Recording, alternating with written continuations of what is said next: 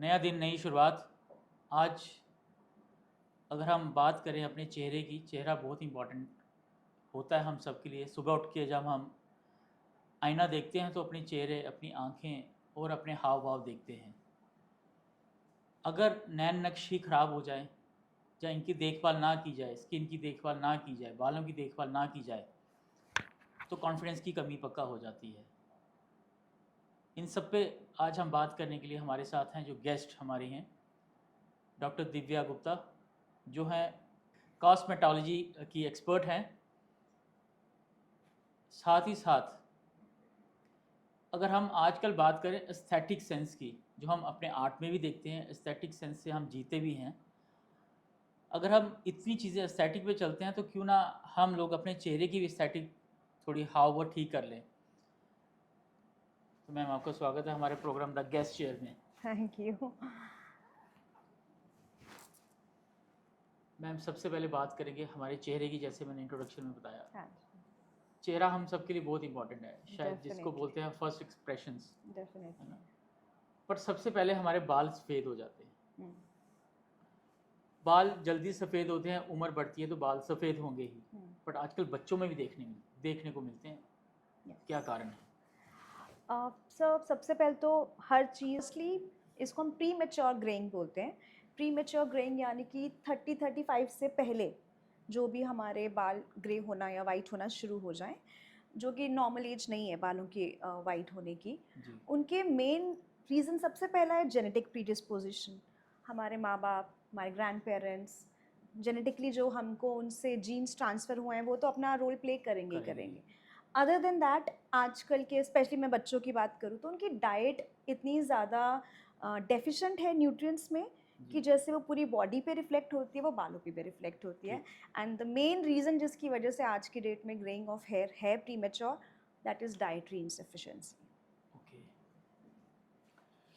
आजकल स्किन की बात करें, स्किन भी रूखी हो रही है आजकल। मैं बच्चों की भी बात कर रहा हूँ और यंग एज और जो आफ्टर 40 भी है उनकी बात भी कर रहा हूँ। क्या मतलब इसकी समस्या क्यों हो रही है इतनी? पहली बात, जो पोल्यूशन, जितना ऑक्सीडेटिव स्ट्रेस हम बोलते हैं, जितना हमारा कंप्यूटर या स्क्रीन से हमारा एक्सपोजर होता है, उससे हमारी एजिंग हो रही है, उससे हमें झुर्रियाँ जल्दी पड़ रही हैं। उसके बाद जितना पोल्यूशन है, जितने हम केमिकल्स यूज़ कर रहे हैं अपने normal day to day life में। अब आप पुरानी देखिए, पुरानी औरतें सिर्फ एक चारमिस की क्रीम या कुछ ऐसा रखा होता था, केयर भी नहीं करती थी अपनी। बट उस टाइम से अगर आप आज की डेट में देखो तो तब की 50 साल की औरत और आज की 50 साल की औरत में बहुत फ़र्क है। वो बहुत जल्दी एज हो जाती थी क्योंकि उनके पास एक वही चीज़ थी। आज के टाइम पे एजिंग डिले हो जाती है उन लोगों की जो केयर करते हैं। अदरवाइज़ अगर हम प्रॉब्लम्स की बात करें तो वो इसीलिए ज़्यादा है क्योंकि हमारे आसपास का जो इन्वायरमेंट है उसमें इतना पोल्यूशन, इतना स्ट्रेस, ऑक्सीडेट, ऊपर से ऑब्वियसली यूवी रेडिएशन का अगर हम आज की बात करें तो वो सारे पॉजिटिव फैक्टर्स हैं। और जंक तो कहीं गया ही नहीं। ऑयली जंक तो स्किन, हमारी लाइफ एक्ने, का पार्ट हो चुका है। लाइफस्टाइल हमारा बहुत ख़राब है जिसकी सारी रिफ्लेक्शन हमारे स्किन पे, हमारी ओवरऑल हेल्थ पे आती है। आपने बात की जो आज से 50 साल पहले की औरतें थी, महिलाएं थी, उनकी स्किन जल्दी ख़राब हो जाती थी, उनके बाल भी झड़ते थे। शायद वो कहीं देसी साबुन लगा लेती थी, है ना। क्रीम एक चारमिस से पहले की बात करें, शायद वो लगाती नहीं थी, तो सरसों का तेल लगा लेती थी। सरसों का तेल आयुर्वेद में कहा गया है कि बहुत अच्छा होता है। बट आपकी फील्ड में सरसों के तेल फेस में लगाएं, नारियल तेल लगाएं? नहीं, सरसों का तेल तो डेफिनेटली नहीं। जो चीज़ खाने के लिए बनी है उसको उसमें ही रहने देते हैं। हाँ, डाइटरी इश्यूज़ में बहुत हद तक वो हेल्प करती है। बट स्किन एक ऐसी चीज़ है जो बहुत डेलिकेट है। उसमें हम जो भी ऊपर से इस्तेमाल कर रहे हैं, कोकोनट ऑयल भी हम लोग अलाउ करते हैं यूज़ करना, but it has to be virgin coconut oil. जो हम नॉर्मल कुकिंग में यूज़ कर रहे हैं हम वो नहीं यूज़ कर सकते क्योंकि हमारी लैंग्वेज में बोलते हैं वो कॉमेडोजेनिक होते हैं। हमारी स्किन में छोटे छोटे पोर्स हैं, अगर हम वो चीज़ें लगाएंगे वो पोर्स ब्लॉक हो जाएंगे। और जब वो पोर्स ब्लॉक हो जाएंगे तो सारी इश्यूज़ जैसे कि एक्ने होता है या दाने आ जाते हैं फेस पे, वो सब शुरू हो जाएगा। दानों के बाद निशान रह जाते हैं। हाँ, तो हमें ऐसा कुछ भी स्किन पे यूज़ नहीं करना है जो उन पोर्स को ब्लॉक करें। मैम, देसी घी की बात करें तो सेम चीज़ मैं बोलूँगी, वो फैट है ना। उसका मॉलिक्यूलर वेट ज़्यादा है, तो कोई भी हम ऐसी चीज़ स्किन पे नहीं यूज़ करेंगे जो पोर्स को ब्लॉक कर सके, जिसमें देसी घी भी is also one of the ingredients जो हम नहीं स्किन में यूज़ कर सकते। क्योंकि आने वाले टाइम में ये चीज़ें नुकसानदायक हो सकती हैं।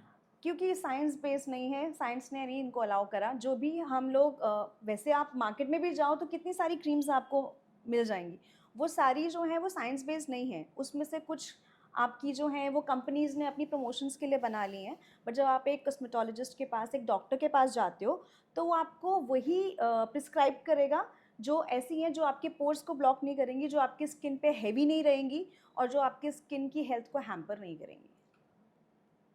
मैम आपने बोला है कि आपको अगर क्रीम भी लगानी है तो कंसल्ट करना चाहिए।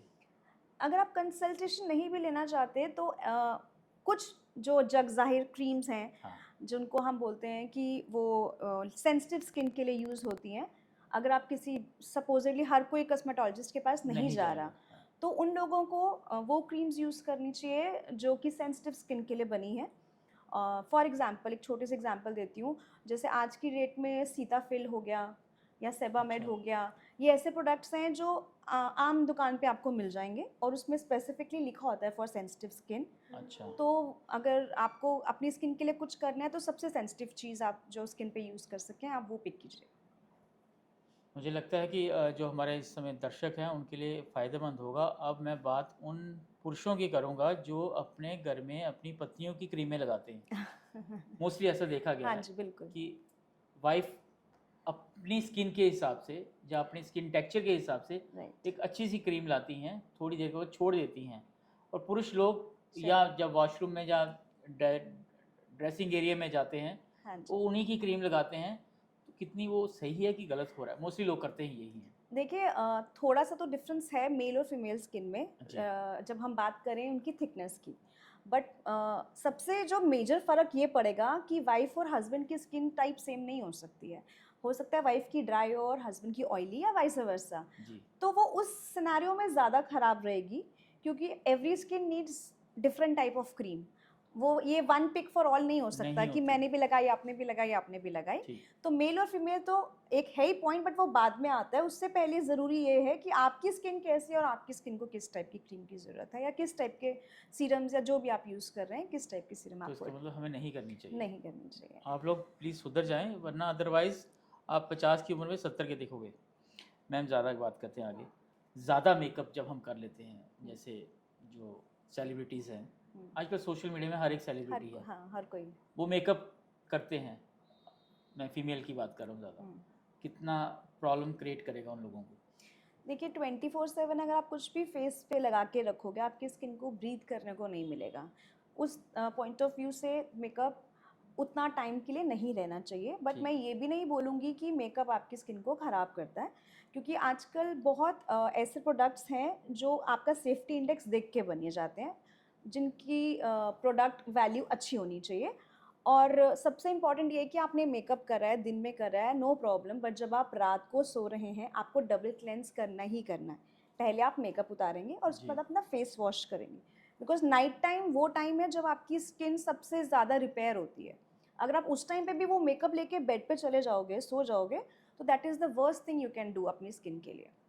तो मेकअप लगाइए, कोई प्रॉब्लम नहीं है, लड़कियां सुंदर दिखती हैं मेकअप करके। हाँ जी। अच्छी क्वालिटी का मेकअप लगाइए और रात को सोने से पहले उसको रिमूव ज़रूर कीजिए, और जितना ब्रीदिंग टाइम अपनी स्किन को दे सकते हैं वो दीजिए।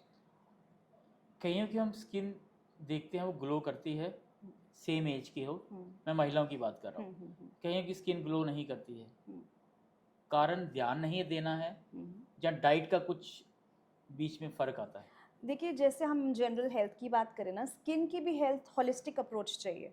ऐसा नहीं है कि मैं सिर्फ एक डॉक्टर के पास या डर्मैट के पास जा के ट्रीटमेंट्स लेती रहूँ, घर पे आके मैं जंक खाती रहूँ, एक्सरसाइज ना करूँ तो मेरी स्किन बहुत अच्छी हो जाएगी, पानी ना पीऊँ। जी तो अगर मैं ट्रीटमेंट्स करवा रही हूँ वो चेरी ऑन द टॉप है, बट जो मुझे अपना काम करना है, मुझे एक्सरसाइज करनी है, हाँ मुझे अपने पोर्स खोलने, एक्सरसाइज करूँगी, स्वेट आएगा, पोर्स क्लीन होंगे। ठीक। मुझे खाना बिल्कुल बैलेंस डाइट लेनी है, ऑयली फूड नहीं खाना है। और अदर देन दैट वाटर, पूरी बॉडी को जैसे वाटर की रिक्वायरमेंट है, स्किन को सबसे ज़्यादा वाटर की ज़रूरत है। ये अच्छा चीज़ अगर आप फॉलो करोगे तो वो डिफरेंस आपको दो लोगों के स्किन में दिखेगा लाइफस्टाइल की दिखेगा। वजह से। या एक पानी नहीं पी रहा है, एक पानी पी रहा है, फ़र्क आएगा कुछ सालों के बाद, जल्दी नहीं आएगा। आजकल हेयर ग्रोथ की अगर हम बात करें, हम्म, बच्चा जो एक छोटी बच्ची होती है उसकी हेयर ग्रोथ बहुत अच्छी है, जैसे उसकी एज बढ़ती है ग्रोथ कम होती है। हम्म। पोल्यूशन या किसको हम दोषी मान सकते हैं? अगेन जेनेटिक्स सबसे पहले मैं बोलूँगी, है जी। ना, उसको तो हम चेंज नहीं कर नहीं सकते। कर हम सकते। क्या चेंज कर सकते हैं? सबसे पहले डाइट, ठीक है। क्योंकि बालों को भी न्यूट्रिशन चाहिए, विटामिन्स चाहिए, मिनरल्स चाहिए। आप उसकी कितनी केयर कर रहे हैं? अब कुछ बच्चे हैं जो नहीं ध्यान रखते, हफ्ते में एक बार धो लिया, 10 दिन में एक बार बाल धो लिए, वो इतनी गंदगी अच्छा। उनके बालों में जमा हो जाएगी कि उनका सारा जो भी फॉलिकल्स हैं जिससे कि बाल निकलते हैं, हाँ, उनके आसपास गंद जमना शुरू हो जाएगा। उसकी वजह से डैंड्रफ भी होती है, बिल्कुल। उसी की वजह से हेयर फॉल भी ज़्यादा होता है। तो क्लेanलीनेस भी रखनी है, मेंटेन करने हैं अपने बाल, केयर करनी है। बिल्कुल। और न्यूट्रिशंस तो उसकी तो कुछ लिमिट ज़रूरी। ही नहीं है। जब तक लिमिट आप नहीं। न्यूट्रिशन नहीं लोगे, नथिंग कैन इम्प्रूव। किसी के बाल में रूखापन है, हम्म, आप जैसे डॉक्टर से कंसल्ट करें हम्म। तो कहाँ तक ठीक हो सकते हैं बाल? सबसे पहले तो वो उनको बाय बर्थ उनके बालों का टेक्सचर ऐसा है, हाँ। या उन्होंने सलून की ट्रीटमेंट्स करवा करवा के अपने बालों का हाल ऐसा करा है, उस पर अच्छा, डिपेंड करता है। सलून का भी इसमें कुछ ना कुछ हाँ, योगदान है। क्योंकि hair colour, keratin, Botox, heat treatments, ये सब आपके बालों के टेक्सचर को, क्वालिटी को अफेक्ट करते हैं। जी। अगर वो सब चीज़ें करवा के आपने अपने बालों का टेक्सचर ख़राब करा है, तो वो एक लिमिट तक इम्प्रूव हो सकता है। अगर आपका बाय बर्थ टेक्सचर ऐसा है, तो हम उसको थोड़ा इम्प्रूव कर सकते हैं। जी। बट जो चीज़ बाय बर्थ है, उसको हम उतना इम्प्रूव नहीं कर सकते जो कि आपने आर्टिफिशियल चीज़ें यूज़ करके कर ख़राब करी। मतलब हम कर सकते हैं थोड़ा हाँ, हाँ, बहुत ही। डेफ़िनेटली, डेफ़िनेटली आप उसको मेंटेन कर सकते हो, क्योंकि चीज़ें विद टाइम डिटोरेट ही होती हैं। विद एज हर चीज़ डिटोरेट होती है। बिल्कुल। तो जो नेचुरली चीज़ आपकी जैसी थी, वो उससे ज़्यादा और डिटोरेट ना हो, उसके लिए आप कॉस्मेटोलॉजिस्ट के पास जा सकते हैं। और अगर आपके, जैसे मैंने कहा कि ट्रीटमेंट्स की वजह से, स्किन ट्रीट जो हेयर ट्रीटमेंट्स अपने सैलून में लिए हैं, उसकी वजह से हुआ है, हाँ जी, तो वो तो डेफ़िनेटली रिवर्स हो सकता है। हो सकता है। हाँ जी। स्किन की बात भी करते हैं हम, बालों की बात चली है तो थोड़ी लंबी चलनी चाहिए मुझे लगता है। पहले ज़माने में मैंने जब बाल धो के आती थी, एक सुंदर सा तौलिया होता था, उनके सिर पे वो हथौड़े की तरह चल रहा होता था, जिससे बाल सुखाए जाते थे। हाँ ये जी, मुझे लगता है हर जगह मैं देखता था, सिर्फ मैं अपनी मदर को नहीं देखा हुआ, बहुतों को सब देखा हुआ है। करते हैं, राइट। तो पर उनके बाल आज भी अच्छे हैं, और कुछ लोगों को देखते हैं उनके आज भी बाल ख़राब है। आप मान सकते हो, हेरिडिटी हो सकती है, बट वो नुकसानदायक है या वो मिसाज थी उसको? नहीं, वो डेफ़िनेटली बालों के लिए ठीक नहीं है। बट आप ये देखिए कि जब हम उस टाइम की लेडीज़ को कंपेयर करते हैं, उन हाँ, लोगों ने सलून की शक्ल भी नहीं देखी होगी, है ना? तब होते भी नहीं थे, हाँ, तो वो कम लोग होते थे। मोस्टली हर्बल चीज़ें यूज़ करते थे। हम्म, आंवला हो गया, रीठा हो गया, जो अच्छा। कि एक्चुअली आज साइंस के आने के बावजूद भी हम मानते हैं कि उनकी बहुत अच्छी न्यूट्रिशनल वैल्यू है बालों को, जो हम बात करें। जी। तो सिर्फ एक ही गलत करते थे कि बालों को टॉवल से ज़ोर ज़ोर से मारते थे, बट अदर देन दैट वो कुछ और अपने बालों पे केमिकल्स नहीं या कुछ करते थे। नहीं कर रहे हैं। आज के टाइम पे बच्चे बड़े समझदार हो गए हैं, सॉफ्ट टॉवल यूज़ करते हैं हाँ, कि बाल ना टूटें। But on the same side जाके सलून में वो सब ट्रीटमेंट्स ले रहे हैं कि जिससे 100% ज़्यादा डैमेज हो रहा है जो हो रहे टॉवल हैं। ने करना था। तो उन चीज़ों को कंपेयर करें तो उस टाइम, और ऊपर से डाइट तब बहुत पौष्टिक चीज़ें खाते थे, प्योर चीज़ें हाँ, खाते थे। आजकल जो मिल नहीं रही हैं। हाँ, तो वो सब चीज़ें ऐड ऑन हो जाती हैं। मैम आपकी बात करें, आपके बाल मुझे लगता है काफ़ी लोगों से अच्छे हैं, कि आप कितना ही अपने आप को डिसिप्लिन रखती हैं इन चीज़ों को लेके? सो मुझे लगता है ये डिसिप्लिन भी ना आपको विद टाइम आता है। अब जैसे जो मेरी शायद एज थी जब मुझे ज़्यादा रखना चाहिए था, अच्छा जी। तब मुझे इन चीज़ों की नॉलेज नहीं थी। कुछ साल पहले जब पढ़ाई करी तब इन चीज़ों की नॉलेज आई। But it's never too late, उसके बाद मैंने वो चीज़ें अवॉइड करी हैं। सलून में अपने बालों को एक्सपेरिमेंट करना बंद करा बंद है। किया। हाँ, और कुछ ट्रीटमेंट्स में जो क्लिनिक में अपने बालों पे करती हूँ, जिससे कि मेरी ग्रोथ अच्छी रहे, और थोड़ा सा डाइट पे इम्प्रूव करने की कोशिश करी है। तो उससे फ़र्क पड़ता है? डेफ़िनेटली फ़र्क पड़ता है। और जैसे-जैसे आप अपना 30 क्रॉस करते हो, जी, आपको ज़्यादा केयर रखनी करनी पड़ती है। चाहिए, जो हाँ, मोस्टली 30 के बाद इंसान करता नहीं, क्योंकि हाँ, हर दिनचर्या इतनी बिजी हो गई बिज़ी हो होती है कि वो जाती है। ध्यान नहीं रख यस। पाता। मैम सोशल मीडिया का ज़माना है, मैंने आपसे पहले ही बात की, हुँ, आजकल हर एक रील्स बना रहे हैं, छोटी लड़कियां भी बना रही हैं, मेकअप करती हैं, मेकअप ऑब्वियसली वो साफ भी कर देती होंगी, यंग एज में आके उनको नुकसान होगा या मेकअप उन्होंने साफ कर दिया तो नहीं होगा? नहीं, ऐसा नहीं है। मैंने आपको बोला जिससे पहले कि स्किन को ब्रीथ करने के लिए तो देना चाहिए, और यंग लड़कियां, मतलब मैं अगर लेके चलूँ टीन्स, टीन्स तो हाँ, उनकी स्किन इतनी ग्लोइंग होनी चाहिए कि उनको इतना मेकअप की ज़रूरत ही ना पड़े। हम मेकअप क्यों करते हैं? अपनी कमियों को छुपाने के लिए, अच्छा, या और ग्लो दिखाने के लिए। तो अगर वो अपना डाइट, अपना वाटर इनटेक इस तरीके से रखेंगे कि उनका इंटरनली स्किन इतनी हेल्दी होगी। मैं मेकअप के अगेंस्ट नहीं हूँ अगेन, पर आप जब स्किन को बार बार तंग कर रहे हो, और स्पेशली उस एज में जब आपके हार्मोन्स बहुत रोल प्ले करते हैं, ठीक, तो वो एक आप ऊपर से उनको फिजिकल एक फैक्टर दे रहे हो, और आपकी प्रॉब्लम्स को बढ़ाने का। बढ़ाने फॉर की, एग्जांपल मोस्टली टीनेजर्स को एक्ने का इशू होता है, बिल्कुल, जो कि विद टाइम अपने आप ठीक भी हो जाता है। राइट, बट अगर आप एक्ने वाली स्किन पे मेकअप लगा रहे हो, तो आप अपने लिए प्रॉब्लम्स और बढ़ा रहे हो। या 24/7, नॉट 24/7, बट आप रेगुलर बेसिस पे मेकअप कर रहे हो, तो आई वुड नॉट रिकमेंड दैट, क्योंकि एक्ने वैसे ही टेक्स टाइम टू हील। और जब आप ऊपर से ये सब मेकअप की लेयरिंग कर दोगे, तो वो थोड़ा सा आपका प्रोसेस ट्रीटमेंट का और लंबा हो जाएगा। आप करिए। और एज, आजकल तो एज अप्रोप्रिएट अभी मेकअप आना शुरू हो गया है, जिसमें जो मेच्योर स्किन के लिए मेकअप है उससे बेटर होगा जो कि थोड़ा यंग स्किन है। हाँ, तो प्रॉबेबली वो सेफ्टी इंडेक्स आप थोड़ा सा फॉलो कर सकते हो, और बाकी अपने स्किन का ध्यान रखो। दैट इज़ तो ऑल। ठीक होगा, तो फ्यूचर में तो उनके लिए ठीक कोई हो, नुकसानदायक नहीं है। हाँ, नुकसानदायक नहीं है, but excess of everything is bad. हाँ, बिल्कुल, वो तो सब कुछ है। हाँ। मैम, बालों की बात हुई है, स्किन की अगर हम आएँ तो एक एंटी एजिंग होती है, उस पे अगर आप थोड़ा सा दृष्टिकोण डालें हम लोगों के लिए। सी, एंटी एजिंग, अब हमको लगता है कि एज, कब हमें ट्रीटमेंट एंटी एजिंग की लेनी चाहिए। हाँ, एक होता है कि कोई 50 साल की लेडी मेरे पास आई, वो बोली अब मुझे एंटी एजिंग दे दो। अब जो हो चुका है ऑलरेडी, उसको रिवर्स करना इज़ वेरी वेरी डिफिकल्ट, और I should say next to impossible. हम आगे की एजिंग का प्रोसेस स्लो डाउन कर देते हैं। अब वही मेरे पास कोई 35 ईयर्स की आई, जिसका अभी शुरू हुआ है प्रोसेस, हाँ, तो उसमें हम रिजल्ट ज़्यादा अच्छे देख पाएंगे, क्योंकि हमने एजिंग को डिले करना है। हाँ, एजिंग को रोक कोई नहीं सकता। हम थोड़ा सा ग्रेसफुली एज करवा सकते हैं आपके खुद की बॉडी को कोलेजन बूस्ट करवा करवा के, जो शायद आपकी फेस या स्किन 60 पे दिखना होगा, वो आपको 60 की जगह 70-75 पे दिखेगी। फ़र्क दिखेगा। हाँ, तो उसके लिए आप ये नहीं सोच सकते कि अब एजिंग हो गई है तो अब मैं एंटी एजिंग कराऊंगी। आपको बिफोर दैट टाइम जाना है, ताकि हम आपकी एजिंग डिले कर पाएँ, आपको ग्रेसफुली एज कर पाएँ। हमें आपकी एजिंग को रोकना नहीं है, और ना हम रोक सकते हैं। और हम स्किन को इम्प्रूव कर सकते हैं। हम स्किन को इम्प्रूव कर सकते हैं। स्किन का एजिंग का सारा खेल ही कोलाजन का है। अब आप किसी छोटे अच्छा, बच्चे को देखो, कितने प्लम्प यूथफुल उनके चीक्स ऐसे बिल्कुल, होते हैं कि कोई लाइन नहीं है फेस पे, क्योंकि उस टाइम पे उनकी बॉडी में बहुत ज़्यादा कोलाजन की प्रोडक्शन हो रही होती है। कोलाजन एक प्रोटीन है जिसमें फाइबर्स होते हैं, जो कि पूरा नेटवर्क है हमारा, जिसके ऊपर स्किन हमारी आ रही है।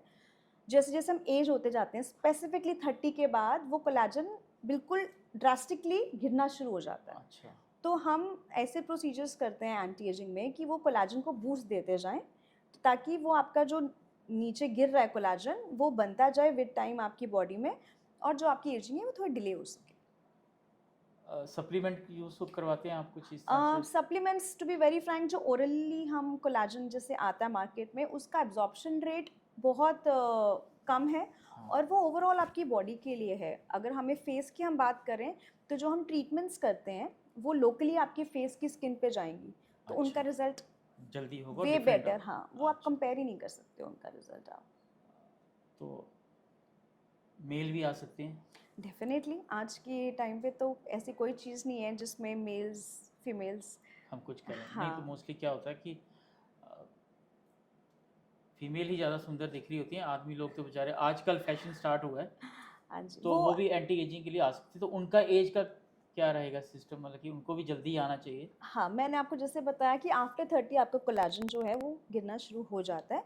सो 30 टू 35 के बीच में ऐसी एज है जिसमें अगर आप अपने ट्रीटमेंट्स शुरू करेंगे, जो कि नेचुरल है। मैं अभी इसमें इंजेक्टेबल्स की बात ही नहीं कर रही, यानी बोटॉक्स वगैरह, अच्छा जी, उन सब की बात ही नहीं कर रही हूँ। मैं वो टेक्नोलॉजीज़ की बात कर रही हूँ, ट्रीटमेंट्स की बात कर रही हूँ, जो आपकी बॉडी को नेचुरली कोलेजन बनाने के लिए बोलता है। वो ट्रीटमेंट्स आप शुरू कराएं 30 टू 35 के एज में, तो you will see the difference. जब आपकी 50 तक भी आप आएंगे, देन यू विल सी कि you are not looking like 50, you are looking way younger, 40 और मे बी लेस। तो कितना जेब पे भारी पड़ने वाला है ये चीज़ें? नहीं, जेब पे भारी नहीं पड़ती हैं। मुझे जैसे मैं आपको ये बताऊँ, आज के डेट में मेरी एक फ्रेंड है, जैसे उसने वेडिंग के लिए कुछ करवाया है। 10 चीज़ें वो वेडिंग के लिए करवाते हाँ हैं जो जी। सुपर एक्सपेंसिव हैं और जिनका शायद 1 या 2 दिन का काम है सिर्फ। नो डाउट वेडिंग एक लाइफ अच्छा, टाइम एक वो वेडिंग है। के टाइम भी आपके पास हाँ लोग जी, आते हैं? हाँ जी, ओके। हाँ जी, हाँ जी। तो ये आप ऐसा समझिए कि जैसे अब आप अपना कोई हेल्थ चेकअप करवाते हैं रेगुलरली, या कोई भी चीज़ जो आप रेगुलर बेसिस पे करवाते हैं अपने वेलबींग के लिए, आप हाँ। उसको वैसा लेके चलिए। तो इट इज़ नॉट कि ये आपका जेब खाली करेगा, it is very much affordable. आप जितना लेट करते जाते हैं, फिर उतना ज़्यादा हमें इन्वेसिव होना पड़ता है और वो उतना एक्सपेंसिव पड़ता है। जैसे एज में इंश्योरेंस ज़्यादा हो जाता है। हाँ जी, सेम सेम। Right ma'am. मेरे चेहरे में ग्लो नहीं है, क्या ग्लो आ सकता है? आपका डिपेंड करता है लाइफ़स्टाइल कैसा है। अब अगर आप रात को सोते नहीं हैं, है ना? अच्छा। मतलब आपकी प्रॉपर स्लीप नहीं है, 7 टू 8 आवर्स की स्लीप नहीं है, आप पानी नहीं पीते हैं, आप एक्सरसाइज नहीं करते हैं, आपकी डाइट कोई वो नहीं है, कभी रात को बैलेंस 11 डाइट बजे नहीं है। खा रहे हो, हाँ, बैलेंस भी नहीं है, कोई टाइम भी नहीं टाइम भी फिक्स्ड नहीं है, है। तो सिर्फ ट्रीटमेंट्स करवाने से मैं आपको I will not make a fool कि नहीं नहीं आ सकता। मैंने नहीं आपको होगा। स्टार्टिंग में बोला है हॉलिस्टिक अप्रोच है, सब कुछ हैंड टू हैंड इकट्ठा चलेगा तो ही स्किन में होगा। डिफरेंस आता है। और हाँ, और इसको टाइम लगता है, स्किन को चेंज होने में, स्किन को इम्प्रूव होने में टाइम लगता है। टाइम लगता है। मिनिमम हम कहते हैं हमें 3 मंथ्स का टाइम दो जो आपको अच्छा। विजिबल डिफरेंस दिखे। Minimum 3 months. हम ऐसा नहीं है हम सलून्स की तरह कि आज हमने फेशियल किया कल आपका मुंह चमकना हाँ, शुरू हो चमक जाएगा। ऐसा नहीं होगा। नहीं, आपकी स्किन, क्योंकि हमने कुछ भी ऊपर से केमिकल्स नहीं लगाने, हमने जो भी करना है हमने आपकी स्किन के अंदर मतलब रूट से ही काम इंड्यूस, करना है। हाँ इंड्यूस करना है। तो वो आपकी बॉडी करेगी जो भी करना है, तो उसको टाइम लगता है। It takes minimum 3 months to see a लगेगा। Visible difference in your skin. तभी हम अपनी ब्राइड्स को भी बोलते हैं कि अगर आपको शादी से पहले कुछ ट्रीटमेंट्स करवाने हैं, 6 मंथ्स आइडियल है, बट अच्छा, 3 मंथ्स पहले भी आ जाओ, then also you will see a difference. ज़्यादा मेकअप नहीं करना पड़ेगा, है ना? हाँ, मतलब मेकअप तो वो खैर करवाएँगी, बट वो मेकअप अच्छा लगेगा। स्किन अच्छी होगी तो मेकअप भी ऊपर से अच्छा लगेगा। स्किन में इतना टेक्सचर और एक्ने होगा या रिंकल्स होंगे तो वो मेकअप भी अच्छा नहीं लगेगा। जब से आप इस तरह के आप जो आपकी जो फील्ड है, हुँ। कहीं ना कहीं नुकसान हो रहा है मुझे लगता है मेकअप आर्टिस्ट के लिए। एनीवेज आगे चलते हैं। मैम, आपने एक्ने की बात की, फिर उसके बाद एक्ने स्कार्स हो जाते हैं बच्चों में, गर्ल्स में ना, लड़कों में भी होते हैं हाँ आजकल, जी, वो हाँ जी। निशान रह जाते हैं। हाँ। उसका ट्रीटमेंट हो सकता है? हाँ, डेफ़िनेटली हो सकता है। कुछ के तो एक्ने स्कार्स जो होते हैं वो सेल्फ हीलिंग होते हैं, हाँ। क्योंकि मैंने कहा अभी एज उनकी यंग होती है तो कोलेजन बनता रहता है। जैसे कोलेजन बनता रहेगा आपका स्किन का रिन्यूअल होता रहेगा, स्किन रिन्यू होती रहेगी तो एक्ने स्कार्स जाते जाएँगे। ठीक। कुछ होते हैं जिसमें एडमेंट स्कार्स होते हैं, जैसे 30-35 की लेडीज़ आएँगी उनके पास होंगे स्कार्स तो वो हील नहीं होंगे। नहीं होंगे। उनके लिए फिर हमारे पास बहुत ट्रीटमेंट्स होते हैं, लेज़र्स होते हैं, पील्स होती हैं, मेडिफेशियल्स होते हैं, जिनसे कि एक्ने स्कार्स जो है वो हम रिड्यूस कर सकते हैं। मतलब कहीं ना कहीं 100% नहीं, बट कुछ एज तक हो सकते हैं। हाँ जी, श्योर। और छोटे जो टीनेजर गर्ल्स हैं या 20-21 एज की गर्ल्स हैं या बॉयज़ हैं, हाँ। उनकी जल्दी ठीक हो जाएंगी। हाँ, और उनका हम इतना जल्दी इंटरफेयर भी नहीं करते, हम पहले बॉडी को खुद नेचुरली उसको हील करने का टाइम देते हैं। अगर वो नहीं होगा तो फिर हम अपनी ट्रीटमेंट्स करके उनको। 100%। हाँ जी। मैम, बात आ रही है ट्रीटमेंट्स की, फेस की। मॉडर्न एज आ रही है, लेज़र ट्रीटमेंट चल रहे हैं आजकल हर जगह। हुँ। कितना सेफ़ है? Laser is totally safe. मतलब आजकल आज की डेट में मेडिकल की कोई ऐसी फील्ड नहीं है जिसमें लेज़र यूज़ नहीं हो रहा, हाँ जी। है ना? आप कोई भी चीज़ ले लो, और जो हम इसमें यूज़ करते हैं, इसमें तो हम लोग मेडिफेशियल्स में लेज़र यूज़ कर रहे हैं, हम पिगमेंटेशन में लेज़र यूज़ कर रहे हैं, हम टैटू रिमूवल में लेज़र्स यूज़ हाँ कर रहे हैं। हाँ। तो they are completely safe, safe. They are FDA approved, और उनका पूरा रिसर्च होके उनके आर्टिकल्स छपने के बाद ही वो पेशेंट्स पे लेज़र्स यूज़ होते हैं। स्किन के हिसाब से भी होते होंगे? स्किन के हिसाब से सेटिंग्स होती हैं मशीन में। जैसे आपकी स्किन डिफरेंट है, कोई फेयर स्किन आएगा उसका हाँ। अलग होगा, कोई अमेरिकन आएगा उसका अलग होगा। हर एक का। हाँ, तो उसके हिसाब से सेटिंग्स हमें करनी पड़ती हैं, क्योंकि उसकी डेप्थ हमें उस हिसाब से चेंज करनी पड़ती है। वो दैट इज़ ऑपरेटर बेस्ड। अच्छा। बाकी लेज़र सेफ़ है, वो हम स्किन टाइप के अकॉर्डिंगली उसकी सेटिंग्स चेंज कर लेते हैं।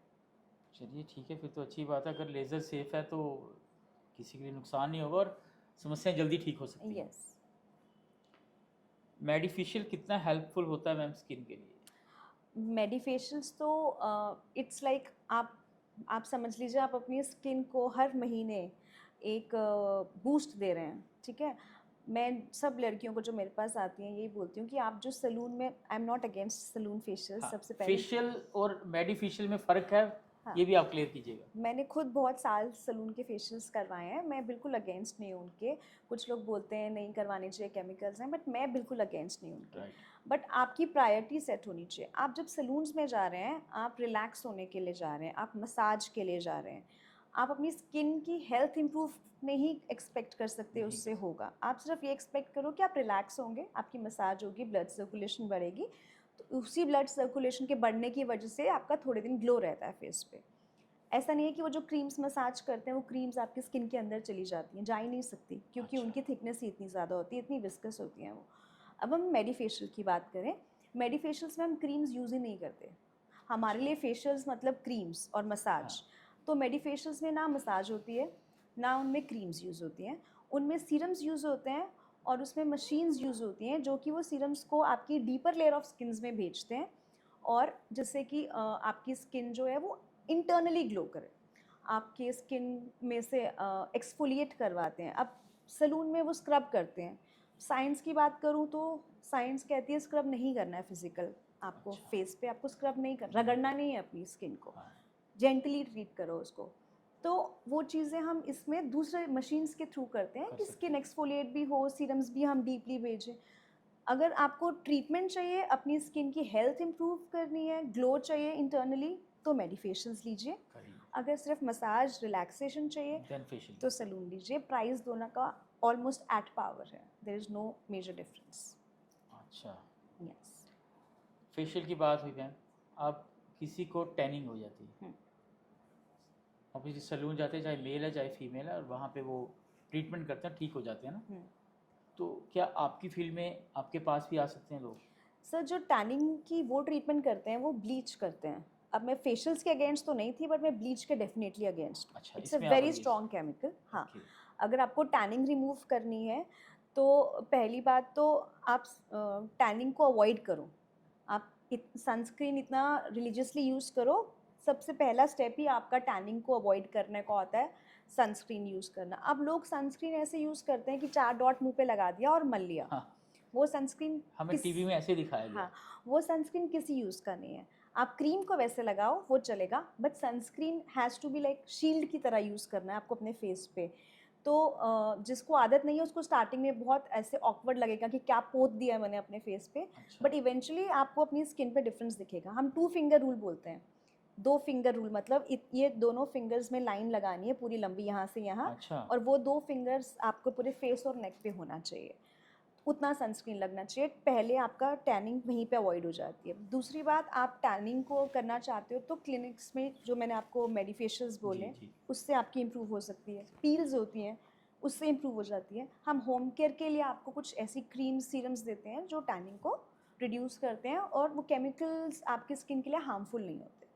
तो वो ब्लीच तो is a total no for no, me from salon. उससे बेटर है कि आप पहले वो कहते हैं ना, prevention is better than cure. बिल्कुल। पहले प्रिवेंट करने की कोशिश कीजिए, हो गई है तो आप ट्रीटमेंट्स ले लीजिए कॉस्मेटोलॉजी में आके। महंगा तो नहीं?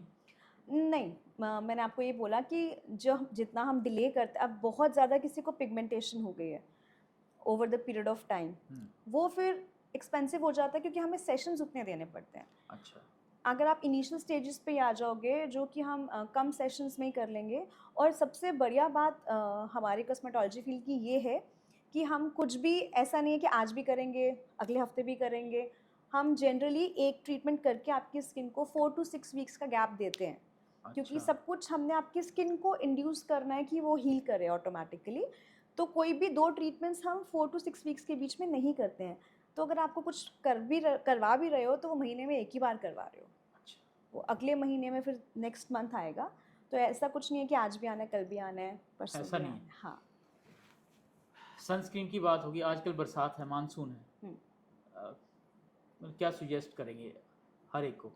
नहीं, मॉनसून हो, मतलब बारिश हो, धूप हो, सिर्फ एक रात के टाइम पे हम सनस्क्रीन बोलते हैं कि नहीं लगाना। वो भी रात मतलब स्लीप, ड्यूरिंग स्लीप, जब आपको सोना है आप मुंह धो लो, नॉर्मल अपना नाइट क्रीम लगाओ, सो जी जाओ। जी जी। बट अगर आपका कोई ऐसा काम है कि आप घर से बाहर नहीं निकल रहे हो, पूरा टाइम घर पे हो, हाँ और जी। आप सोचो कि यहाँ तो सन नहीं आ रहा, मुझे सनस्क्रीन नहीं हाँ चाहिए, बिल्कुल। तो जो ये लाइट्स हैं, जो स्क्रीन की लाइट्स हैं, जो फ़ोन की लाइट है, वो भी। That is also ageing you.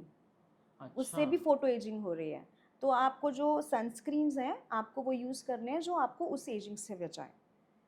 तो ये और स्पेशली जिसको ऑयली पिगमेंटेशन है, उनको तो हम टिंटेड सनस्क्रीन बोलते हैं यूज़ करने के लिए, अच्छा। जिसमें शायद मेल्स को थोड़ा प्रॉब्लम आए यूज़ करने में, क्योंकि उसमें ऐसा लगता है कि कुछ थोड़ा फाउंडेशन जैसा लगाया हुआ है। हाँ जी, वो बट खूबसूरत दिखेंगे वो भी। हाँ, नहीं, वो खूबसूरत दिखने के लिए नहीं होता, वो इसलिए होता है कि जिसको ऑयली पिग, उसमें एक जिंक ऑक्साइड करके होता है, जो आपको और बचाता है और पिगमेंटेशन होने से, इवन तो अगर आप घर के अंदर भी बैठे हो।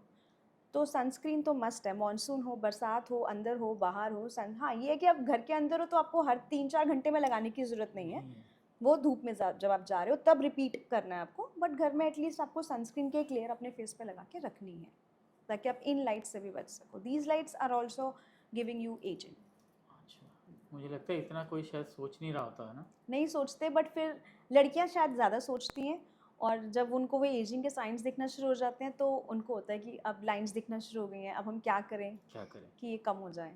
तो वो पहले से ध्यान रखेंगी तो डिले हो जाएगा। ठीक हो जाएगा। मैम एक बात थी कि मैं ज़्यादा मुस्कुराता नहीं हूँ, मैं ज़्यादा रोता नहीं हूँ, अच्छा, कि चेहरे पे झुर्रियाँ पड़ जाए। झुर्रियाँ होती हैं, ऐसी आम धारणा है लड़कियों में। अच्छा।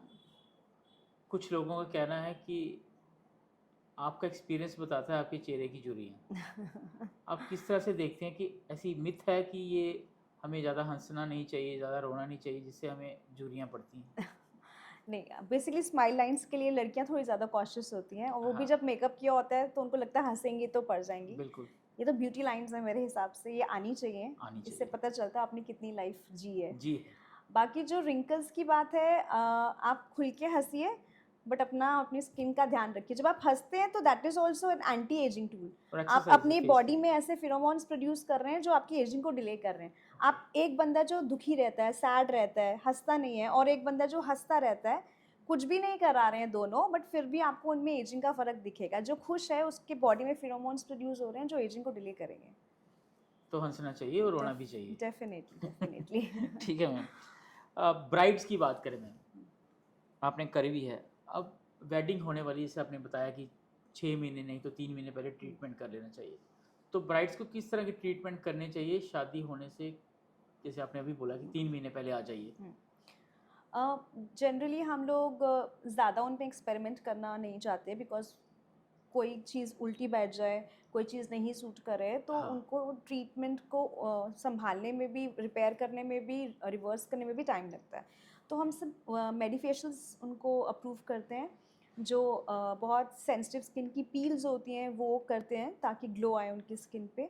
लेज़र हेयर रिडक्शन एक बहुत अच्छी, लेकिन उसके लिए at least they should come 6 months, कि बार बार वैक्सिंग करवा रहे हैं। हाँ। फिर गर्ल्स वैक्सिंग कराती हैं तो उनके किसी को बर्न्स हो जाते हैं, किसी को बिल्कुल। अंडर ग्रोथ रह जाती है, राइट राइट। रफनेस हो जाती है।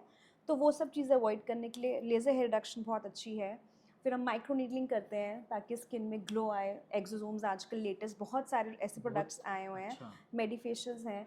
ड्रिप्स भी हम लगवा देते हैं उनको, ग्लो ड्रिप्स कहते हैं उनको, जिससे कि उनकी स्किन में थोड़ा ग्लो और ब्राइटनिंग इफेक्ट आता है। सेफ है। हाँ, बिल्कुल सेफ़ है। ये वही ड्रिप्स हम यूज़ करते हैं जो कि अप्रूव्ड हैं। बाकी अभी ऑनलाइन अगर आप देखें, जैसे फॉर एग्ज़ाम्पल शेफ़ाली हाँ ज़रीवाला हाँ हाँ, की मैं वो बात करूँ, है ऑब्वियसली ना? मैं आने लगा था उस पर। हाँ, अभी किसी ने उनकी ऑटोप्सी नहीं देखी, किसी ने उनका पोस्टमार्टम रिपोर्ट नहीं देखा। Cardiac arrest was the cause for her death. हाँ जी। अब कार्डियक अरेस्ट किडनी फेलियर की वजह से भी हो सकता है, कोई लंग इम्पेयरमेंट है उसकी वजह से, मतलब बॉडी में कोई भी ऑर्गन पे स्ट्रेस है तो सबसे ज़्यादा जो हीट लेता है उसका वो हार्ट ही लेता है। अच्छा। अब हाँ, ये लेकिन जो मैंने डॉक्यूमेंटेशन में पढ़ा था, आई डोंट नो कितना सही है, कि उन्होंने साल पहले किसी से कोई एस्थेटिक ट्रीटमेंट लिया था, उसके बाद वो सेम ट्रीटमेंट घर पे फॉलो कर रही थी विदाउट एनी सुपरविजन। एंड जैसे अच्छा, एंटी एजिंग के ड्रिप्स कह रहे थे कि वो शायद फॉलो कर रही मैंने भी थी। सुना जी। हाँ, but this is not advisable. आप ट्रीटमेंट करवाइए, but at the end of the day that is a pharmaceutical product. अगर आप वो यूज़ कर रहे हैं तो जस्ट बिकॉज डॉक्टर ने आपको एक बार बोला था साल पहले, वो आप खुद बिना किसी के सुपरविजन के नहीं ले सकते हैं। क्योंकि आप वो क्लिनिक में लोगे, उसका कुछ भी डोज मेंटेनेंस करना है, कोई भी अगर बाई चांस वर्स्ट के सिनेरियो में कोई उसका रिएक्शन भी हो गया तो डॉक्टर उसी टाइम संभाल लेगा। जब आप वो घर पे ले रहे हैं विदाउट पहले तो पता ही नहीं चलेगा, पता ही क्या नहीं हो रहा है। चलेगा, और हर चीज़ की एक लिमिट होती है। ऐसा नहीं है कि एक बार डॉक्टर, अब ये तो हम एंटीबायोटिक में भी करते हैं। हाँ बिल्कुल। 10 साल पहले कोई एंटीबायोटिक डॉक्टर ने प्रिस्क्राइब की होगी, वो 25 अम्ली रहेगी और वही हम बार बार लेते रहेंगे, जिससे एंटीबायोटिक रेजिस्टेंस हो जाती है। Same case. सेम। तो उस प्रोडक्ट में या उस चीज़ प्रोसीजर में प्रॉब्लम नहीं है, वो कैसा किया गया उसमें प्रॉब्लम है। और वो भी अगर दैट्स अ कॉज, अभी हमें कॉज तो मालूम ही नहीं है कि उनका क्या था, पूरी फिल्म इंडस्ट्री ले रही है, हाँ। फिर तो ये हर एक के साथ होना चाहिए। आप लोग भी देते हैं? हाँ हाँ बिल्कुल देते हैं, बट इन वेरी मतलब रेगुलर, मतलब मेंटेन डोजेस। और जो एक्ट्रेसेस लेती है उनका एम कुछ और होता है लेने का, Obviously। जो हमारे पेशेंट्स लेते हैं उनका एम कुछ और होता है। फॉर एग्जांपल मैं देती हूँ ग्लूटाथायोन, जैसे हम आईवी ड्रिप्स में देते हैं। It is a very strong antioxidant, और एंटीऑक्सीडेंट तो सबने सुना है, हाँ एंटीऑक्सीडेंट खाओ, एंटीऑक्सीडेंट खाओ, बहुत हाँ, अच्छा है बॉडी के लिए। बिल्कुल। That is a very strong antioxidant. वो हम लाइक अ प्लेटो हम उसको देते हैं। पहले हम आईवी देंगे, फिर आईवी बंद करके उसको ओरल में दे देंगे, फिर ओरल भी बंद कर देंगे। आपकी बॉडी भी बनाती है हाँ बट बहुत कम अमाउंट में बनाती है, फिर आपकी बॉडी को अलाउ करेंगे बनाना, फिर थोड़ा टाइम बाद देंगे। उससे आपको सिर्फ स्किन में ही नहीं चेंजेस दिखते हैं, आपको ओवरऑल भी अपनी हेल्थ में चेंजेस दिखते हैं। यू दिखते फील हैं। More energetic. तो गोरा, लोगों ने उसको गोरा करने का ड्रिप बना दिया, बट इट इज़ नॉट, वो गोरा नहीं करता है। नहीं करता। नहीं करता है, वो आपको ग्लो देगा, आपको ब्राइटनिंग थोड़ा सा इफेक्ट देगा, बट वैसे आपकी इंटरनल हेल्थ को इम्प्रूव करेगा, जैसे कोई भी एंटीऑक्सीडेंट करेगा। महंगा होता है? वो एक्चुअली इसका प्रोटोकॉल ही ऐसा है कि आपको वो 6 to 10 ड्रिप्स ही लेनी होती हैं। हाँ। उसके बाद आप ओरल डोज पे आ जाते हो। तो महंगा या सस्ता तो डिपेंड करता है कि आपका पॉकेट कितना अलाउ कर रहा है, but it is with in the range, ऐसा कुछ बहुत सुपर एक्सपेंसिव नहीं है। मैं इसलिए पूछ रहा हूँ क्योंकि आपका बातों के बाद आपने हमारे इतने लोगों को शायद इंस्पायर किया हुआ है। कोई कोई ना कोई तो आएगा, तो आई एम मैं वही श्योर, पूछ रहा हूँ। I am sure. मैंने आपको वही बोला ना, हर एक के अपने एक एम, हम अपने एम्बिशंस या अपने जो भी एक्सपेक्टेशंस हैं वो फिल्म इंडस्ट्री के लोगों के साथ नहीं कंपेयर कर सकते। मैं तो बिल्कुल भी नहीं। जो हमारी एक्सपेक्टेशंस हैं उसमें वो हमारे बजट के अकॉर्डिंग ही होती है। हो जाएगी ना। तो हाँ, डेफिनेटली श्योर। हाइड्रा फेशियल आया हुआ है आजकल ट्रीटमेंट, हम सैलून्स में देखते हैं। वो रिकमेंड करते हैं ये कर लो बहुत सुंदर दिखोगे, आप में बड़ा फ़र्क दिखेगा, आप फेशियल क्यों करा रहे हो, आप क्लिनजिंग क्यों करवा रहे हो। करवाना चाहिए। आई एम वेरी ग्लैड आपने पॉइंट उठाया। Hydra facial is a medi facial, अब उसके आगे मेडी लगा हुआ है। अच्छा। Hydra facial is not a routine facial. अब उस हाइड्रा फेशियल का इतना ज़्यादा प्रोपेगेंडा मार्केटिंग में बन गया कि अगर आप अमेज़ॉन में भी खोलोगे तो 15 से 20, I should not leak the price, हाँ। बट जो सलून्स में यूज़ हो रहे हैं 15 से 20 हज़ार की मशीन है वो, जो सलून्स में यूज़ हो रही हैं। हाँ। तो वो मेडिकल फेशियल नहीं कहा जाएगा उसको। अच्छा। उनको वो बस वो मशीन पकड़ा दी गई है और वो यूज़ कर रहे हैं। It is very different from what actual hydra facial was meant to be. Okay. उसकी जो मशीन है वो डॉक्टर्स जो एक्चुअल हाइड्रा फेशियल की मशीन थी, वो बिना डिग्री के, बिना मेडिकल सर्टिफिकेट के आपको मिलेगी ही नहीं। अच्छा। तो जो सलून्स में हाइड्रा फेशियल्स हो रहे हैं वो सिर्फ नाम के हाइड्रा फेशियल्स हैं, ना उनमें सीरम्स मेडिकेटेड यूज़ होते हैं, ना उसका हाइड्रा फेशियल से कोई लिंक है। जो एक्चुअल, हाँ उनका नाम हाइड्रा फेशियल बन गया, but it is very different from what medi facial, जो हाइड्रा फेशियल ओरिजिनल था, hydra facial MD, what it is suppose to mean. तो वो टोटल अलग चीज़ है, बस नाम आप समझ लीजिए कि सेम सेम ही है। हाँ मैम, सारी बातें हो रही हैं, ओवरऑल वेलनेस की बात करें, कैसे देखते हैं हम इसको? सी ओवरऑल वेलनेस में सबसे पहले डाइट, आपका लाइफस्टाइल बेसिकली, आप डाइट कैसे ले रहे हो, आप एक्सरसाइज कर रहे हो, अपनी बॉडी को कितना रिलैक्स, स्लीप साइकिल कैसा है आपका, और खाना पीना कैसा है आपका। जंक एक अलग चीज़ होगी, एक टाइम बेस्ड होता है। अब जैसे बना हुआ है कि हाँ हमें इतना टाइम अपने बॉडी को रेस्ट के लिए देना है स्लीप साइकिल में, आप रात को मिडनाइट मंचिंग कर रहे हो, हाँ। तो वो सब आपकी स्किन में एजिंग करता है। फिर उसके बाद आप जैसे एक्सरसाइज करते हो, वो सिर्फ आपकी बॉडी को ही नहीं है, आपके माइंड को भी करता है। कुछ लोग योगा की फॉर्म में कर लेते हैं, कुछ डांस की फॉर्म में कर लेते हैं, but this is, to my knowledge, this is all interconnected. जिस जो अपने एक्सरसाइज में, अपनी डाइट पे ध्यान दे रहा है, ऑटोमेटिकली उसके मसल्स, उसकी बोन्स और उसकी स्किन हेल्थ वो सब ऑटोमेटिकली इम्प्रूव होती है। जेनेटिक्स को हम थोड़ा साइड पे रख देते हैं, अदर देन दैट। मुझे लगता है कि आज का जो हमारी बातचीत हो रही है कहीं ना कहीं काफ़ी लोगों के लिए फ़ायदेमंद होगी, मेरे लिए हो रही है। I hope so.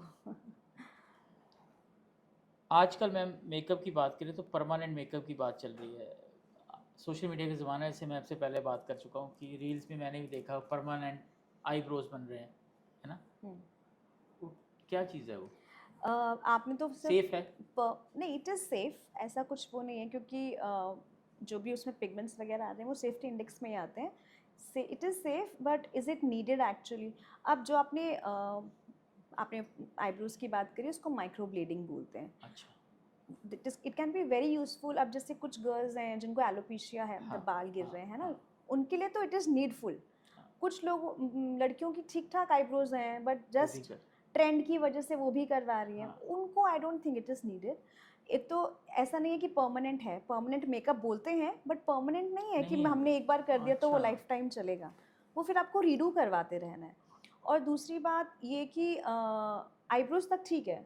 आजकल जैसे हम लोग स्किन पे भी ना, कुछ लोग बोलते हैं रोजेस कॉर्न फाउंडेशन लगाए हाँ हाँ हाँ, या बिल्कुल। बीबी क्रीम्स लगाए, तो स्किन पे भी वो करवा लेते हैं आपका, बीबी ग्लो के लिए डलवा देते हैं अच्छा परमानेंट मेकअप। अच्छा। I would not recommend that personally. Some people might differ मेरे ओपिनियन से।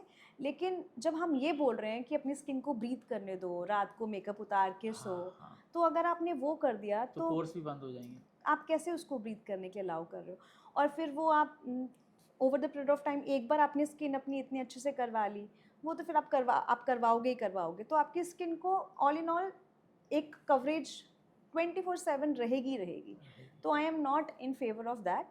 Micro blending is fine. Lip pigmentation भी कुछ करवा लेते हैं, किसी का हाँ डार्कनिंग होता है, बिल्कुल। बॉयज़ का मोस्टली स्मोकिंग की वजह से हो जाता है, वो करवा लेते हैं।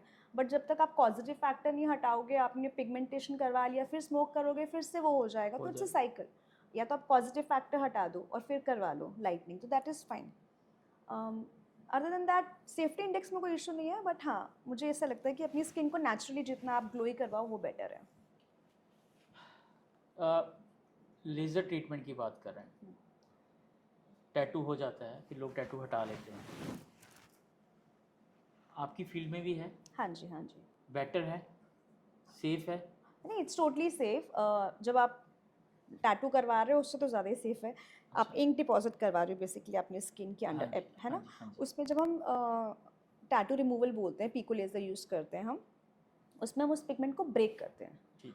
तो वो आपकी स्किन, आपकी बॉडी के अंदर ही सब कुछ सिस्टम है क्लियर करने का। बॉडी बहुत क्लेवर है।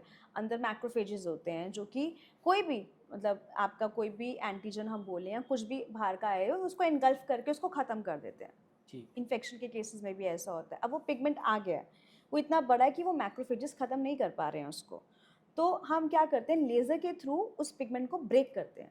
अच्छा। छोटे छोटे पार्टिकल्स में ब्रेक करते हैं। हाँ। वो छोटे छोटे पार्टिकल्स में ब्रेक होता है तो मैक्रोफेजेस के लिए ईजी हो जाता है उस पार्टिकल को हटाना बॉडी से। लेज़र नहीं हटा रहा है, आपको ये समझना है। अच्छा। लेज़र पिगमेंट को ब्रेक कर रहा है, ब्रेक कर रहा है। और तभी हम जैसे आज एक सिटिंग करेगी, फिर उसके बाद महीने या 6 वीक्स के बाद हाँ सेकंड सिटिंग करेंगे, हाँ। तो अलग अलग सिटिंग्स में उन पार्टिकल्स को पिछली बार से और छोटा और छोटा और छोटा कर रहे हैं।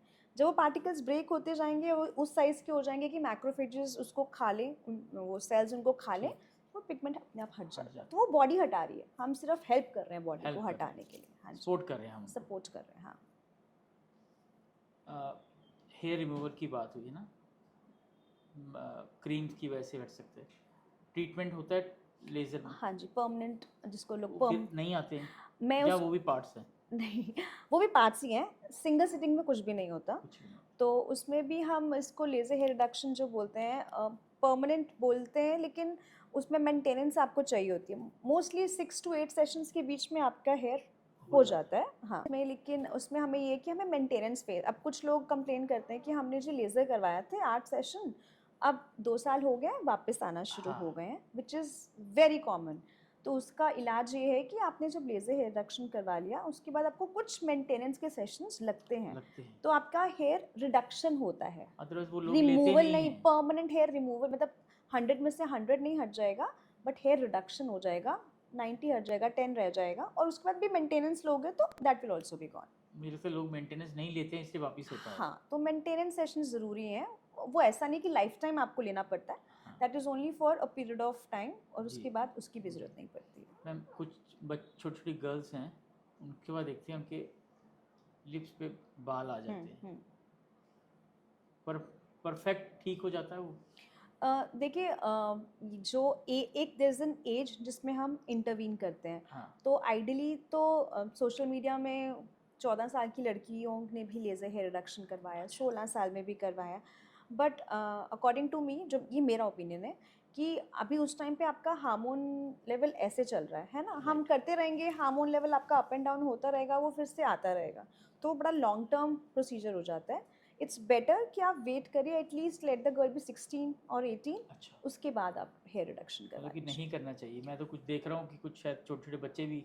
कर लेते हैं, बट फिर उसका मैंने आपको जैसे बोला, उस टाइम पे अभी हार्मोन्स इनके जो हैं वो एडजस्ट हो रहे होते हैं, प्यूबर्टी जैसे हम बोलते हैं जिसको, तो वो बेटर है कि आप उसको यू वेट जब आपका एक लेवल पे हार्मोन लेवल जो है वो मेंटेन हो जाए, एंड देन यू इंटरवीन, क्योंकि इस हेयर ग्रोथ का पूरा लेना देना हमारे हार्मोनल उस पे होता है, प्यूबर्टी के बाद ही मोस्टली जी ग्रोथ होती है, जी तो आप वेट करिए 16 to 18 ईयर्स तक, दैट ठीक इज हो मोर, जाएगा। हाँ, more better time to intervene laser hair reduction के मामले में, वो बेटर टाइम रहेगा।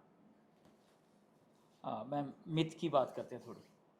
कोविड के बाद आपने भी देखा होगा, आपके पास पेशेंट्स भी ऐसे आएंगे जिनमें हेयर स्किन की इश्यूज़ हैं, हेयर फॉल के इश्यूज़ हैं, या कुछ तो बाल भी बिल्कुल कम हो गया है। ये क्या इफ़ेक्ट किया है कोविड ने? सी, कोविड बेसिकली क्या था, एक it was a strong virus, है ना। हाँ अब जैसे हम लोग ये डेंगू की बात करते हैं, जी वो भी वायरल इन्फेक्शन है, जी डेंगू के बाद भी लोगों का हेयर फॉल होता है, वो क्यों, क्योंकि आपकी body, your body takes a toll, इतना ज़्यादा इन्फेक्शन होता है आपकी बॉडी का, इतना ज़्यादा उसमें डिटोरेट हो जाती है, सारा खेल तो न्यूट्रिशन का ही है ना, तो बिल्कुल। आपकी बॉडी डेफिशिएंट हो जाती है उस टाइम पे, जिसका रिजल्ट कहीं बालों पे, कहीं स्किन पे, अलग अलग चीज़ों पे आता है, बॉडी ऑर्गन्स पे आता है। तो सेम कोविड के साथ भी ऐसा ही हुआ, कोविड की वजह से बॉडी का हेल्थ ओवरऑल आपका इतना डिटोरेट हो गया कि उसके साइड इफ़ेक्ट्स बालों में आ रहे हैं, स्किन हाँ में आ रहे हैं, ड्राई हाँ, स्किन हो गई, किसी के बाल झड़ रहे हैं ज़्यादा, बॉल्डनेस आ रही है, वो साइड इफ़ेक्ट्स हैं कोई भी वायरल इफेक्ट्स। इन्फेक्शन की वजह से होता है।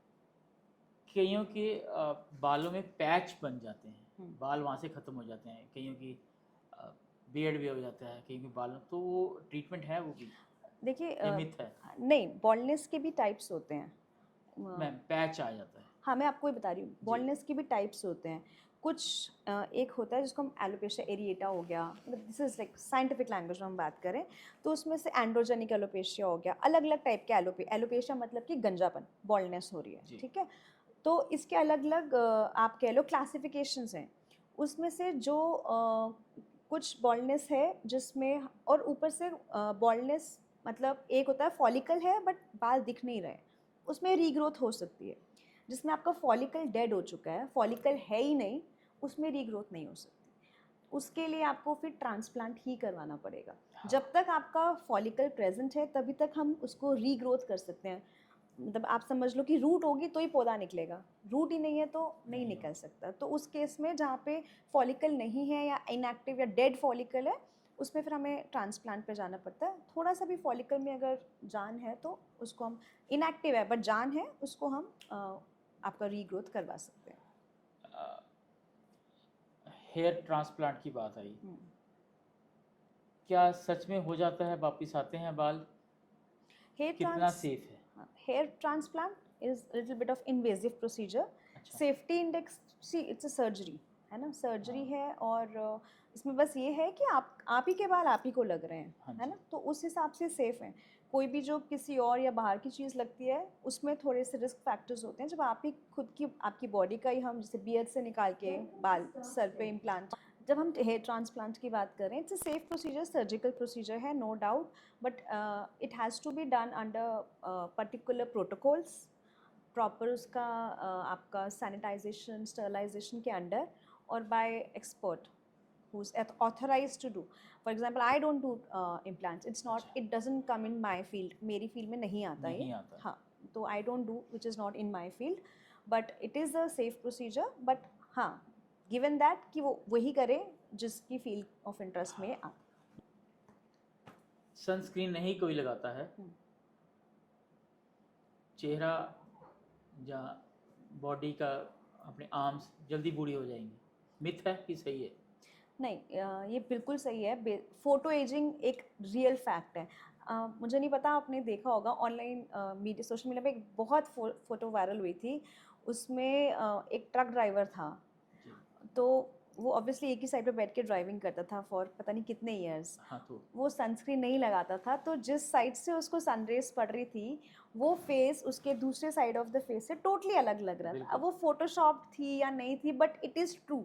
ऐसा हो सकता है। हाँ, जब आप सनस्क्रीन नहीं लगाओगे आपकी एजिंग ज़्यादा होती है, इन द सेंस कि जो भी यूवी रेज आ रही हैं आपकी, वो फोटो एजिंग करती हैं, आपके रिंकल्स ज़्यादा पड़ते हैं और आपकी एजिंग, पिगमेंटेशन, ये सब ज़्यादा होता है. ठीक है, 14-15 साल का बच्चा क्रिकेट खेलने जा रहा है, जो स्पोर्ट्स में है, उसको सनस्क्रीन लगानी चाहिए? डेफिनेटली. 14-15 तो आपने बहुत बड़ा एज बोल दिया. My daughter is 6 years old. वो भी सनस्क्रीन लगा के बाहर निकलती है. तो सनस्क्रीन को लगाने का कोई, देयर इज़ नो ड्रॉबैक. आपका जो मेलनिन है, एक पिगमेंट होता है मेलनिन, जितने जी। थोड़े डार्क स्किन लोग होते हैं जी जी। उनमें वो पिगमेंट ज़्यादा होता है, जो फेयर स्किन होते हैं उनमें कम होता है. अगर आप कंपैरिजन करो तो जो गोरे लोग हैं वो जल्दी एज हो जाते हैं, जिनकी स्किन का कलर थोड़ा डार्क होता है वो लेट एज होते हैं या उनमें एजिंग लेट दिखती है. ऐसा माना जाता है कि जो वो मेलनिन पिगमेंट है वो आपका नेचुरल सनस्क्रीन है. हम मेलनिन को नेचुरल सनस्क्रीन बोलते हैं, जो बॉडी खुद अच्छा। बनाती है. जिसमें ज़्यादा होता है उनको प्रोटेक्शन रहती है यूवी रेडिएशन से, जिनको कम होता है उनको यूवी रेडिएशन से नहीं. इसीलिए गोरों में स्किन कैंसर्स भी ज़्यादा होते हैं, तो डार्क अच्छा। स्किन कलर में स्किन कैंसर्स भी कम होते हैं. तो वो तो नेचुरल सनस्क्रीन है, अगर आप लगा सकते हैं ऊपर तो why not. Sunscreen is a very safe thing और आपको लगानी चाहिए, डेफिनेटली लगानी लगानी चाहिए। चाहिए. हाँ. ठीक है मैम, बायोलॉजिकल एज और स्किन टेक्सचर आपस में रिलेट करते हैं? मुझे लगता है, मतलब आप ये पूछ रहे हैं कि विद एज आपका स्किन टेक्सचर जो है वो हाँ, ऐसे बोलिए। ख़राब हो सकता है. हाँ, डेफिनेटली, क्योंकि एजिंग के साथ सारा कोलेजन डाउन हो रहा है, आपके स्किन लूज़ हो रही है, सैगिंग हो रही है, मसल्स आपके जो हैं वो लूज़ हो रहे हैं. तो वो स्किन, अब आप कंपेयर करो एक 15 साल की और 35 ईयर्स की लड़की, वो डिफरेंस है और वो रहेगा हमेशा. आप जितना मर्जी अच्छा खा लो, ट्रीटमेंट्स करवा लो, 35 year old can not look like 15 year old. नहीं लग वो रहेगा. हाँ, बट आप डिले कर सकते हो, अपना टेक्सचर इम्प्रूव कर सकते हो, अपना फेस का स्ट्रक्चर बेटर रख सकते हो ज़्यादा लंबे टाइम तक. कर सकते हैं। यस, और ट्रीटमेंट कहीं ना कहीं हेल्पफुल होते हैं हम लोगों के लिए। डेफिनेटली हेल्पफुल रहते हैं. आप वो ट्रीटमेंट्स करवाइए, ओवर द बोर्ड नहीं जाना है. ठीक है.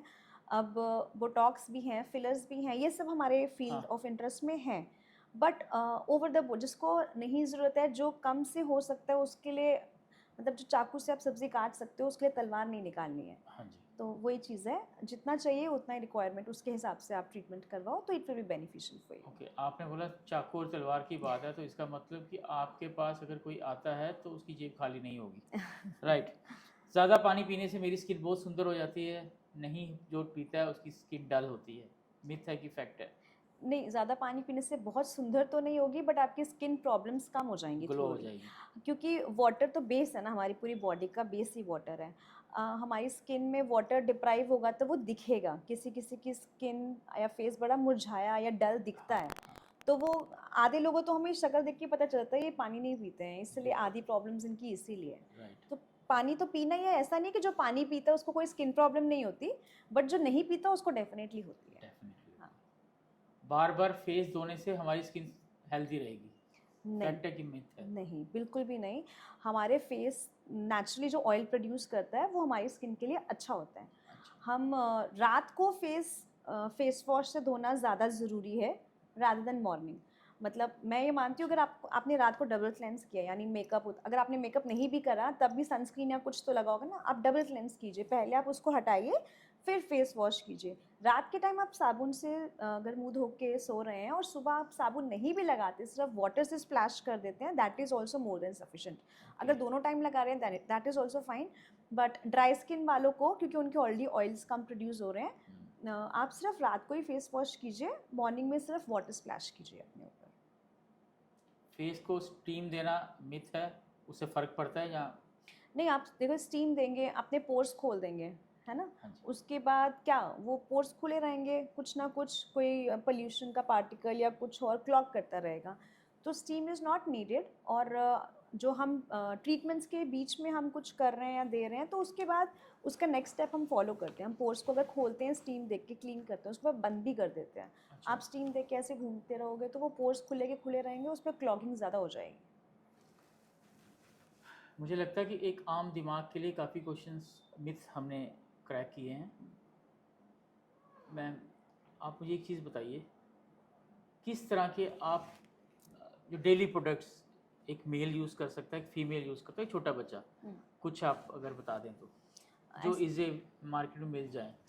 इन जनरल तो बड़ा मुश्किल हो जाएगा, बट हाँ, जो मस्ट है, मतलब जो आप छोड़ ही नहीं सकते, मॉइस्चराइज़र। चाहे ड्राई स्किन हो, चाहे ऑयली स्किन हो, स्किन के बैरियर को मेंटेन करना बहुत ज़रूरी है, जो कि मॉइस्चराइज़र ही करता है। अच्छा। ड्राई स्किन, ऑयली स्किन के लिए आप अलग प्रोडक्ट्स यूज़ कर सकते हैं, बट मॉइस्चराइज़र चाहिए आपको। और हाँ, ये जैसे थोड़ा सा वेदर हमारा मानसून्स का आता है जिसमें बहुत ज़्यादा स्वेट या वो आ रहा है, उस टाइम पे आप सनस्क्रीन जैसे यूज़ कीजिए जिसमें मॉइस्चराइजिंग इफेक्ट हो, अदरवाइज मॉइस्चराइज़र इज़ नीडेड। और सनस्क्रीन, वो तो मैं स्टार्टिंग से पॉडकास्ट, हाँ, सनस्क्रीन रात को डबल क्लेंजिंग ज़रूर करनी है। और मतलब मेकअप आपको बेसिकली रिमूव करना है, सनस्क्रीन या कुछ ऐसा लगाया वो रिमूव करना है। लगाने के लिए तो बेसिक चीज़ें यही हैं, फिर जिसको जो स्किन इशू होगा उसके हिसाब से हम उसमें हाँ वो मॉलिक्यूल ऐड कर देंगे। कोई कहता है कि बाल की हेयर ग्रोथ के लिए ऑनियन काटो, सिर पे मलो, बाल आएंगे। फेस के लिए आलू काटिए, पोटैटो काटिए, फेस को रगड़िए, सुंदर हो जाएंगे। आँखों में सुंदरता लानी है या आँखों की देखभाल करनी तो खीरा काटिए, लगाइए, जो हम देखते भी हैं। हाँ जी। फैक्ट है कि ऐसे ही चल रहा है? नहीं, सुंदरता नहीं आएगी बट रिलैक्स होंगे, क्योंकि वाटर है। मसल रिलैक्स होंगे। हाँ, मतलब नहीं, आपको रिलैक्सेशन आएगी। हाँ, उसमें वाटर आपका जो है वो इम्बाइब हो जाएगा आइज़ में। थोड़ी स्ट्रेस्ड आइज़ रहेंगी तो जब आप खीरा उठाओगे आपको लगेगा हाँ थोड़ी कम स्ट्रेस्ड आइज़ दिख रही हैं। सेम पोटैटो लगाओगे तो उसमें एंटी टैनिंग इफेक्ट है, वो कोई गलत बात नहीं है, वो लगाते हैं हाथ वगैरह पे भी, फेस पे भी लगा सकते हैं, उससे कुछ आपका नुकसान नहीं होगा। नुकसान नहीं। हाँ, जो अनियन ऑयल है वो आई डोंट प्रिस्क्राइब, वो हर्बल उसमें है, बट अनियन ऑयल से ज़्यादा मैं आई सजेस्ट ज़्यादा अपना मेडिकल बैकग्राउंड का हम सीरम्स देते हैं हेयर ग्रोथ के लिए, या फिर इवन बेटर हम लोग उसमें माइक्रो नीडलिंग करते हैं, यानी कि आपके जो फॉलिकल्स है ना, वो छोटी छोटी छोटी नीडल्स, जैसे हम यहाँ पे कोलेजन प्रोड्यूस कर रहे हैं, हम फॉलिकल्स के भी आगे नीडलिंग करते हैं छोटी छोटी छोटी छोटी, उसमें वो आपके जो भी आपके सेल्स हैं उनको हम बेसिकली एक आप समझ लीजिए इंड्यूस कर रहे हैं कि हाँ और हेयर ग्रोथ करवाओ, उसमें हम सीरम्स यूज़ कर रहे हैं, तो वो I prefer that rather than onion oil. हाँ, आप कुछ ऐसी बातें हमारे संदेश दीजिए हमारे व्यूवर्स को कि जो उनको याद भी रहे और उसको अपनाएं भी। मैसेज बहुत सिंपल है, लेस इज़ मोर। जितना ज़रूरत है उतना करिए, स्किन का टेक केयर कीजिए। विद एज थोड़ा सा ज़्यादा हमें ध्यान देना पड़ता है, लेकिन जितना जल्दी इनिशिएट करेंगे उतना पॉकेट फ्रेंडली, और उतने कम में आपकी स्किन जो है वो ज़्यादा ग्रेसफुली एज होगी। एजिंग को हम डिले नहीं कर सकते, बट हाँ हम ग्रेसफुली एज कर सकते हैं। और अपनी हेल्थ का ध्यान रखिए, ओवरऑल हॉलिस्टिक अप्रोच रखिए, खाना पीना अच्छा रखिए, एक्सरसाइज रखिए, वाटर इनटेक रखिए, स्लीप साइकिल अपना इम्प्रूव कीजिए, and then you will glow. Thank you so much ma'am, आपने इतना अच्छा मैसेज दिया कि शायद लोग फॉलो भी करेंगे, ऑब्वियसली करेंगे। आप हमारे पास आए, आपका बहुत बहुत धन्यवाद। My pleasure. आपने हमारे जो व्यूवर्स हैं जो आपको देख रहे हैं, होप सो वो कुछ अच्छा सीखें। I am sure, I am hopeful. तो आज हमारे साथ द गेस्ट चेयर में हैं जिन्होंने हमसे बात की, doctor Divya Gupta ji. Hope so next time फिर से एक और गेस्ट के साथ हम लोग चर्चा करेंगे द गेस्ट चेयर में। धन्यवाद।